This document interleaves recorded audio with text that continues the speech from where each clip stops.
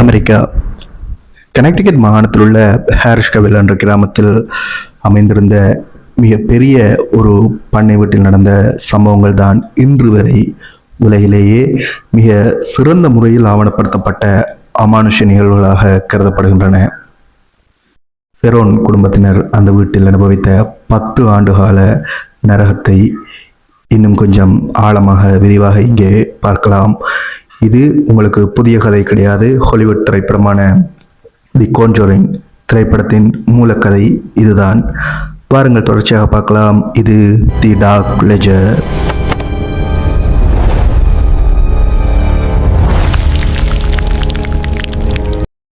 அது 1970களின் தொடக்கம்.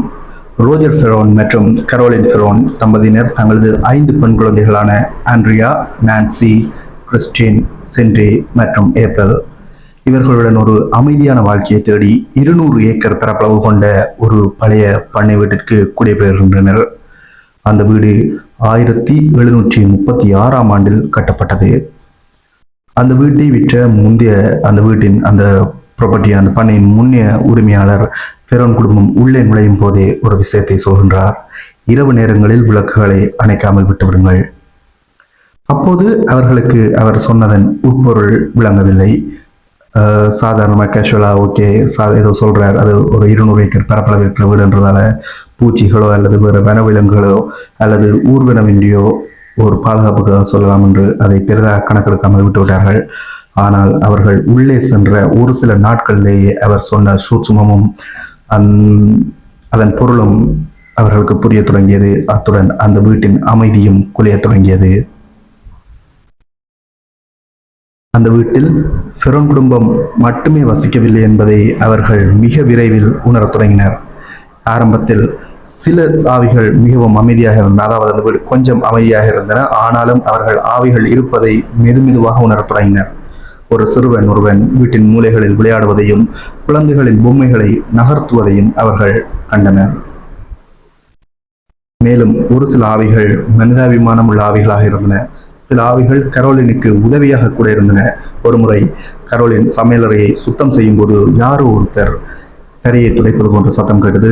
திரும்பி பார்த்தால் அங்கு யாரும் இல்லை. ஆனால் தரை மிக சுத்தமாக இருந்தது. யாரோ ஒருத்தர் வந்து அதை துடைத்து விட்டால் எப்படி இருக்குமோ அப்படி இருந்தது. இதேபோல் இன்னும் ஒரு விசித்திரமான ஆவி, அதாவது இன்னும் ஒரு விசித்திரமான ஒரு நடமாட்டம் ஒன்று இருந்தது. அந்த ஒரு ஆவி என்ன செய்யும்னா, எப்போ பார்த்தாலும் அந்த வீட்டை துடைப்பத்தால் பெருக்குவது போன்ற சத்தத்தை எழுப்பிக் கொண்டே இருக்கும். சில நேரங்களில் அந்த வீடும் சுத்தமாக இருக்கும். ஆனால் இவ்வளவும் இந்த அமைதி நீண்ட காலமாக நீடிக்கவில்லை. அந்த வீட்டின் பழைய வரலாறை தேடி பார்த்த போதுதான் பாத் ஷேஃபா செர்மன் என்ற ஒரு பெண்ணை பற்றிய அதிர்ச்சிகரமான தகவல் கிடைத்தன. அவர் 1800ஆம் ஆண்டு அந்த வீட்டில் வாழ்ந்தவர். அவர் ஒரு சூனியக்காரி. அதை தவிர அந்த வீட்டில் வந்து அவர் ஒரு வேலையாளத்தான் வாழ்ந்திருக்கார். அவர் என்ன செய்திருக்காருன்னா, தன்னுடைய மாந்திரிக தேவைகளுக்காக அவருடைய சொந்த குழந்தையே பலியாக கொடுத்திருக்கார், அதாவது நிறபலியாக கொடுத்திருக்கார் என்று ஒரு கதை இருக்குது. அதை ஸ்டில் வந்து மக்களும் நம்புறார்கள். அவர் இறக்கும்போது இந்த வீட்டில் யார் வாழ்ந்தாலும் இந்த வீட்டில் நிம்மதியாக வாழக்கூடாது என்று ஒரு சாபம் மட்டும் சென்றதாக கூடப்படுகின்றது. பாத்ஷேபா அந்த வீட்டில் வந்து தன்னைத்தானே தலைவியாக கருதி கொண்டார். அதாவது குறிப்பாக அந்த வீட்டில் எஜமானியாக இருந்த கரோலின் ஃபெரோனை அவருக்கு சுத்தமாக பிடிக்கவில்லை. எப்படியாவது அந்த கரோலினை அந்த வீட்டை விட்டு துரத்த வேண்டும் அல்லது அவரை கொலை செய்ய வேண்டும் என்பதே அவருடைய மிக தீயமான ஒரு நோக்கமாக இருந்தது. சரி, இந்த ஸ்டோரி சம்பந்தமாக நாங்கள் இன்னொரு வீடியோவில் பார்க்கலாம். இப்போ மீண்டும் அந்த வீட்டுக்கு வரலாம். நாட்கள் செல்ல செல்ல அந்த ஆவிகளோட விளையாட்டு கொஞ்சம் வினையாகவே மாறத் தொடங்கியது. ஒவ்வொரு நாளும் 3 மணி 7 நிமிடம் அதிகாலை, தினமும் அதிகாலை 3 மணி 7 நிமிடத்துக்கு அந்த வீட்டின் அனைத்து கடிகாரங்களும் நின்றுவிடும். அந்த வீட்டில் அந்த நேரத்தில் ஏதோ ஒரு பயங்கரமான மாற்றம் நிகழும். கிட்டத்தட்ட ஒரு பிணத்தின், அதாவது ஒரு அழுகிய சதையின், அழுகிய மாமிசத்தின் வாடை வீட்டின் சில அறைகளில் திடீரென்று அந்த வாடை வீச தொடங்கும். எவ்வளவுதான் சுத்தம் செய்தாலும், எவ்வளவுதான் வாசனை திரவியங்களை போட்டாலும் அந்த வாசம், அதாவது அந்த மனம், அந்த வாடை வீசிக்கொண்டே இருக்கும். இது தவிர உடல் ரீதியான காயங்கள் கூட ஏற்பட்டிருக்கின்றது. கரோலின் தூங்கும்போது அவரது தொடையில் யாரோ பெரிய ஊசியால் குத்தியது போன்ற காயம் ஏற்பட்டிருக்கின்றது. ஆனால் பார்த்தால் வந்து ப்ளீடிங், ரத்தம் வெளியேறி இருக்கிறது. ஆனால் எந்த ஒரு ஊசியோ அல்லது குத்தப்பட்டதுக்கான அறிகுறிகளோ பெரிதாக கிடையாது. இது வந்து பாத்ஷேபா அவர் பயன்படுத்திய தையல் ஊசி என்று பின்னர் நம்பப்படுகின்றது. இது தவிர குழந்தைகள் கூட படுக்கையிலிருந்து தூக்கி எறியப்பட்டிருக்கின்றனர். ஒரு கட்டத்தில் நிலைமை மிக மிக மோசமாவதை கண்டு வேறு வழி இல்லாமல் அந்த காலத்தில் மிக பிரபலியமாக இருந்த எட் மற்றும் லோரன் அவர்களை அழைக்கின்றனர். 1973ஆம் ஆண்டு புகழ்பெற்ற அமானுஷ ஆய்வாளர்களான எட் மற்றும் லோரன் இவர்கள் இந்த படத்திலும் வருவார்கள்.